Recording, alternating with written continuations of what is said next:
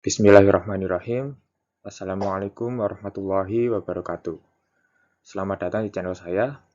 Perkenalkan, saya Unggul Sufianto, mahasiswa jurusan S1 Akuntansi Universitas 11 Maret. Pada video kali ini, saya akan sedikit membahas ya tentang tarif pajak dan sistem pemungutan pajak. Nah, sebelum kita membahas lebih jauh, kita tentunya harus mengerti terlebih dahulu apa itu tarif pajak.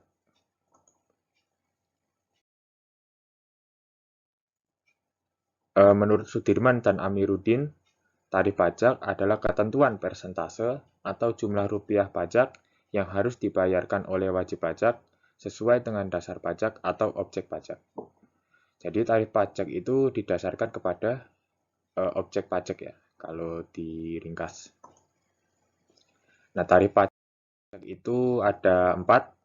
Yang pertama ada tarif proporsional, lalu ada tarif tetap, tarif progresif, dan yang terakhir ada tarif degresif.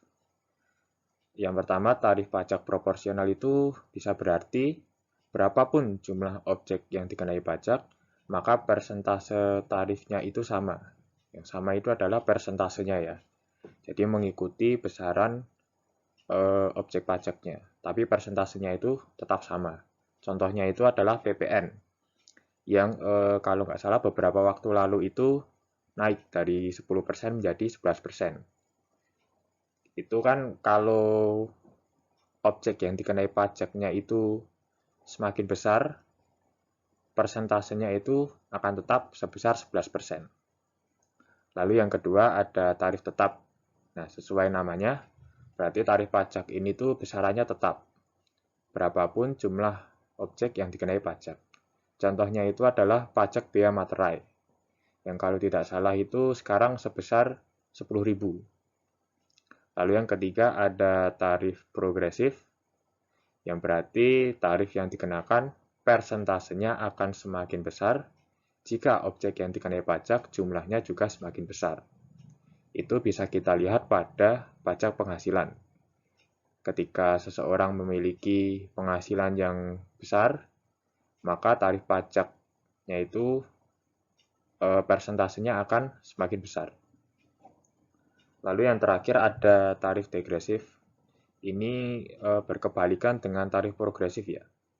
Karena tarif degresif itu tarif yang dikenakan akan semakin besar persentasenya, dikenaikan persentasenya itu akan semakin besar justru jika objek pajaknya itu semakin kecil.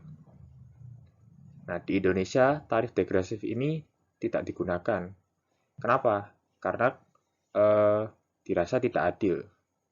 Di mana ketika seseorang memiliki penghasilan yang tergolong rendah, tarif pajaknya itu justru akan semakin besar persentasenya terhadap penghasilan. Penghasilan di sini kan dianggap sebagai objek pajak. Jadi dirasa kurang adil tarif degresif itu. Nah, selanjutnya tarif progresif dan degresif ini sebenarnya masih dipecah ya, atau mungkin dikelompokkan lagi. Ada progresif tetap, progresif progresif, progresif degresif. Dan untuk tarif degresif itu ada degresif tetap, degresif progresif, dan juga degresif degresif.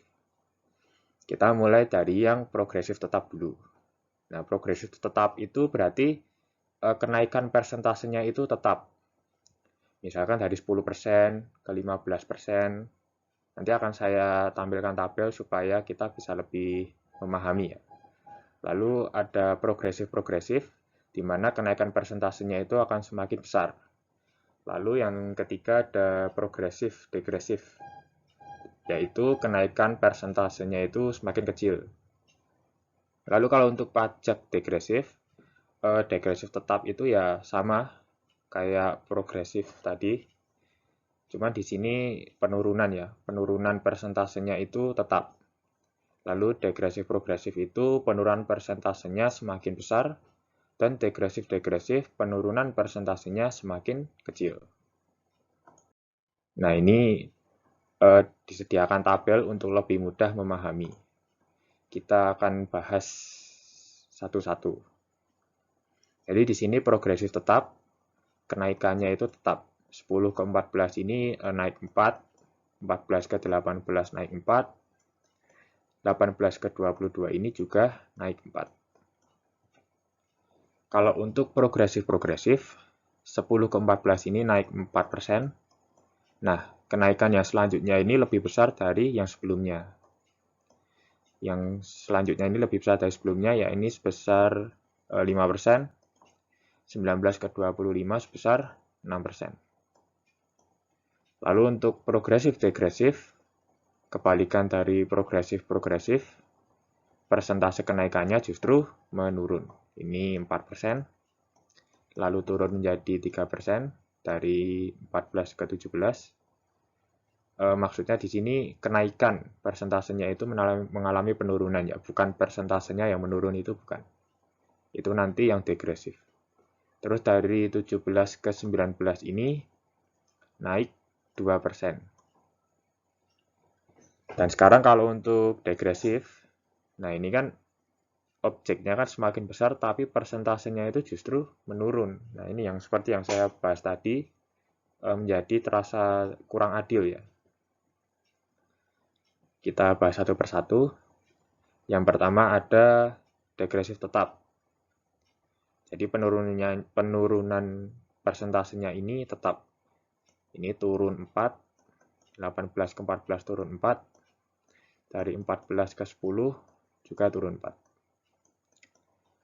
Degresif-progresif, penurunannya itu semakin besar, 22 ke 18 turun 4, 18 ke 13 turun 5, 13 ke 7 ini turun 6. Nah, kalau untuk degresif-degresif, ini penurunannya itu semakin kecil. 22 ke 18 turun 4, 18 ke 15 turun 3, dan 15 ke 13 ini turun 2%.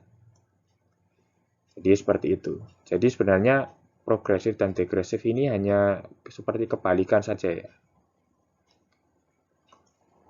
Mungkin cukup sekian untuk tarif pajak. Selanjutnya saya akan membahas sedikit tentang sistem pemungutan pajak.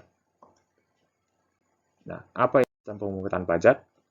Sistem pemungutan pajak bisa diartikan sebagai mekanisme yang digunakan untuk menghitung besarnya pajak yang harus dibayarkan wajib pajak ke negara. Jadi ini lebih menekankan pada mekanisme penghitungannya, ya. Nah,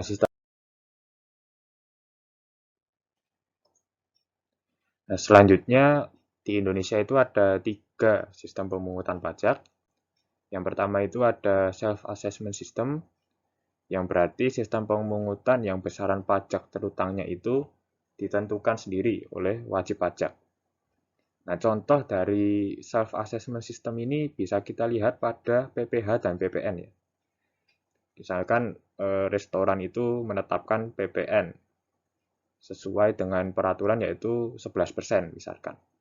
Itu kan yang menghitung dari restorannya, dikenakan pada barang-barang yang mereka jual. Dan juga PPh.